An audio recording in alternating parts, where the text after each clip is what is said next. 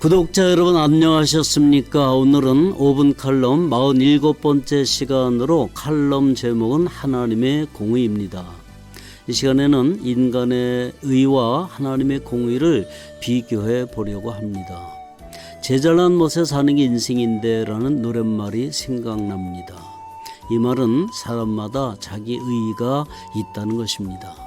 경찰이나 검찰에서 부정이나 비리를 수색해서 처리하지 않으니까 한 의로움을 자처하는 사람이 나타나서 범인을 단죄하고 초법적으로 처리하는 소재의 영화들이 있습니다. 사실은 이 사람들이 지금 불법을 행하고 있는데 말입니다.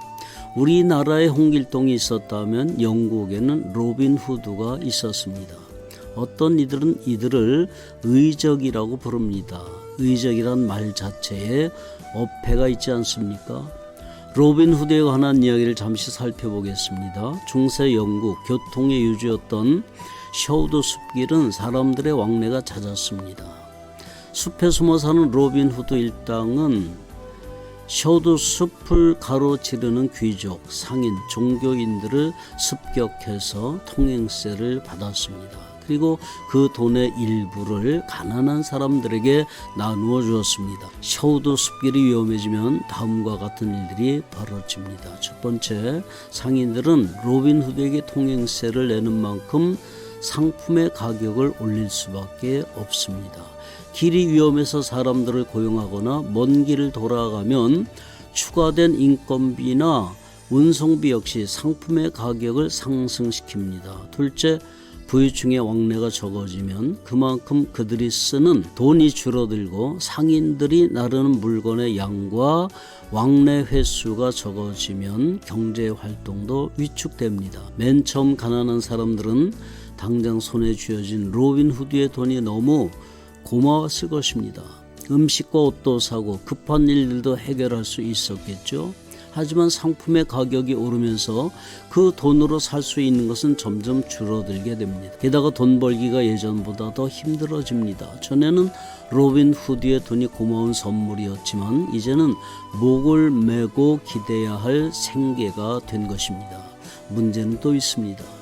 로빈 후드는 빼앗은 돈의 일부를 일당들과 먹고 마시는 데 사용하고 일부만 가난한 사람들에게 나누어 주었습니다. 즉 빼앗은 돈이 10파운드라면 가난한 사람에게는 5파운드만 나누어 줍니다. 상인은 빼앗긴 돈을 메우기 위해 상품 가격을 올리지만 5파운드 받은 가난한 사람은 돈이 생겼어도 살 수가 없게 됩니다. 로빈 후드는 가난한 사람들을 도왔지만 자신도 먹고 살기 위해 돈을 빼앗은 격이 된 것입니다.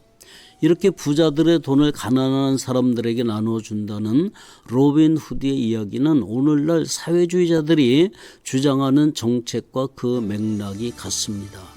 이미 오랫동안 소득 재분배를 실시해온 유럽 국가들을 살펴보겠습니다. 유람에서 무덤까지를 외쳤던 영국은 복지정책을 광범위하게 실시한 결과 근로의지, 투자 의욕, 기업가 정신이 낮아져 경제가 위축되었습니다. 결국 영국은 1976년 IMF 구제 금융을 신청했습니다. 복지국가로 널리 알려진 스웨덴도 마찬가지입니다.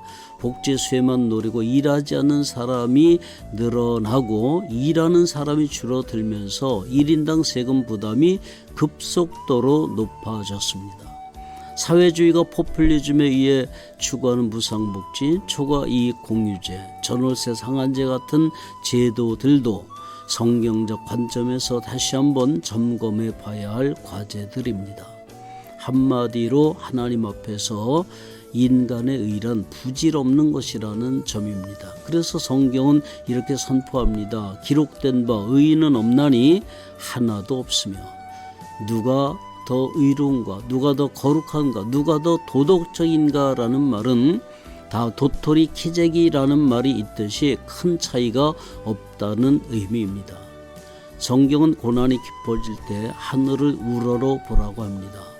의인의 고난 악인의 형통, 구조적인 악을 생각해봐야 해결책은 없습니다. 이번에 한국을 방문한 사우디아라비아의 빈 살만은 그 재산이 2,500조 원으로 알려져 있는데, 예를 들면 그의 자녀들이 하루에 수억 원을 쓴들 아니면 돈을 아낀들 부자인 빈 살만의 재정에 무슨 영향이 있겠느냐는 것입니다. 아니면 태풍이 몰아쳐 오는데 나비가 날갯짓을 하든 안 하든 태풍의 방향에 무슨 영향을 주겠느냐라고 설명하면 이해가 되겠습니까? 우리가 죄를 짓고 어떤 악행을 한다 해도 하나님의 공의에는 변함이 없다는 것이요, 우리가 하나님 앞에 드린다고 만유의 주제이신 하나님께 보탬이 될 것도 없고 펑크날 일이 전혀 없다는 의미인 것입니다. 여러분, 고난이 올 때 인생의 밤에 노래하게 하시는 하나님을 찾으라는 것입니다. 밤은 어둡고 두렵기도 하지만 쉽게 달과 별을 볼 수 있는 희망도 있는 것입니다. 하나님은 말 못하는 미물도 가르치십니다. 그래서 때로는 개미에게서 부지런함을, 뱀의 지혜와 비둘기의 순결함을 배우라고 합니다. 하나님은 어디든지 계십니다. 다만 우리가 깨닫지 못할 뿐입니다. 지금 여기에도 계시고 내 안에도 계십니다. 우리는 마치 떠들지 마 하면서 자신이 떠드는 것과 같고, 거리를 활보하고 있는 큰 죄인이 갇혀있는 작은 죄인을 나무라는 것과 같으며, 수백 수천억 원을 부정으로 축제한 사람이 몇만 원 훔친 사람을 책망하는 것과 같기 때문입니다. 구독자 여러분, 의는 하나님의 의밖에 없습니다. 사람의 의는 주장할수록 또 한 가지의 죄를 더하게 될 뿐입니다. 내 의가 아니라 예수 그리스도를 통해서 주어진 십자가의 의, 예수님의 의를 붙들고 한 주간도 승리하시기를 주님의 이름으로 축복합니다. 샬롬.